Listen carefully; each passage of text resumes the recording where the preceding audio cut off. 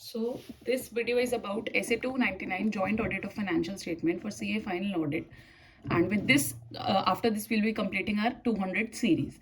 So let's start with this. Audit planning and strategy established by joint auditors jointly. This is about जहाँ पे हम एक से ज़्यादा ऑडिटर्स एक ऑर्गेनाइजेशन में होते हैं, तो कैसे जॉइंट ऑडिट होता है. तो स्ट्रैटेजी और प्लानिंग जो है जॉइंट ऑडिटर्स बनाएंगे jointly. Before commencement of audit joint auditors should discuss and develop joint audit plan. एक जॉइंट ऑडिट प्लान बनेगा जिसमें क्या क्या चीज़ें आएंगी. Result of preliminary engagement activities and knowledge on other engagement. जो भी प्रिलिमिनरी एक्टिविटीज़ हुई हैं या किसी और एंगेजमेंट पे जो भी आपकी नॉलेज है आप वो डिस्कस करोगे. डिवीजन ऑफ ऑडिट एरियाज, आप अपना अपना काम बांट लोगे. Factors significant in directing engagement teams effort. क्या क्या फैक्टर्स होंगे जो आप एंगेजमेंट टीम के एफर्ट्स के लिए होंगे, क्या क्या फैक्टर्स आप वो डिस्कस कर लोगे. Reporting objectives of engagement. Engagement के क्या ऑब्जेक्टिव्स है और NTE of resources, nature timing extent of resources क्या है. अब कुछ पॉइंट्स इसमें क्या याद रखने हैं. Each joint auditor assess ROMM and communicate to others. मतलब सब जॉइंट ऑडिटर अपना अपना रिस्क ऑफ मटेरियल स्टेटमेंट को असेस करेंगे और दूसरे जॉइंट ऑडिटर को जो है कम्युनिकेट करेंगे. Discuss NTE of audit procedure for common and specific areas. जो भी कॉमन एरियाज है, स्पेसिफिक एरियाज है सारे जॉइंट ऑडिटर्स के लिए, उसका nature timing and extent audit procedure का आप डिस्कस करोगे. Common engagement letter and common management representation letter. जो एंगेजमेंट लेटर और मैनेजमेंट रिप्रेजेंटेशन लेटर बनेगा वो कॉमन बनेगा, सेपरेट बनाने की जरूरत नहीं है. आप वर्क एलोकेशन कैसे करोगे. Sign by all joint auditors, सारे जॉइंट ऑडिटर से साइन कराओगे और कम्युनिकेटेड टू टीसीडब्ल्यूजी. टीसीडब्ल्यूजी को आप कम्युनिकेट करोगे. Each joint auditor responsible only for work allotted. Her joint auditor जो उसको काम अलॉट हुआ है सिर्फ उसके लिए रिस्पॉन्सिबल होगा.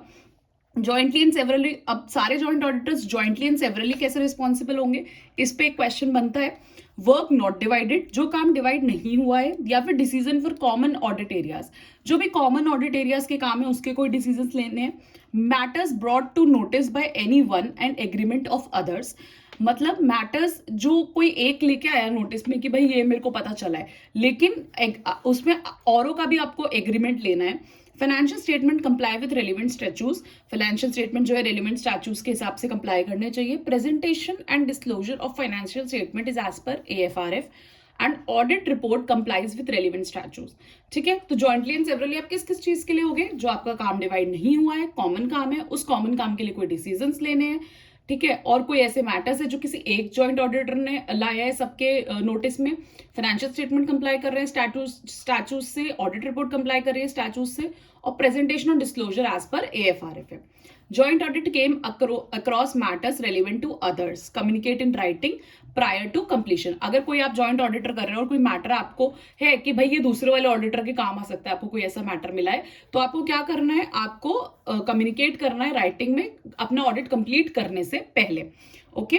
Reporting by joint auditors. Common audit report जाएगी. अगर इस पे जनरली क्वेश्चन बनता है कि भाई 4 ऑडिटर थे, उसमें 3 तो एग्री कर गए पर एक एग्री नहीं कर रहा, तो क्या वो कॉमन ऑडिट रिपोर्ट में ही उसको देना पड़ेगा. नहीं, अगर कोई एग्रीमेंट है तो आप अपना सेपरेट रिपोर्ट में दे सकते हो.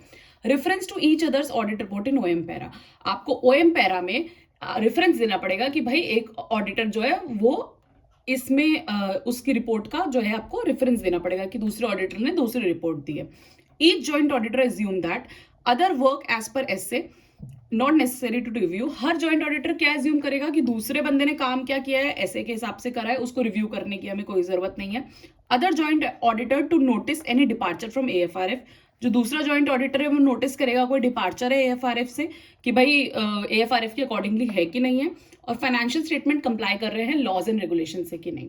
So this was SA 299 and here we are completing SA 200 की series. Then next we'll be starting with SA 300 की series and SA 400 की series. छोटी छोटी है वो.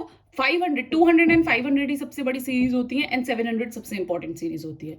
Okay, so this is SA 299.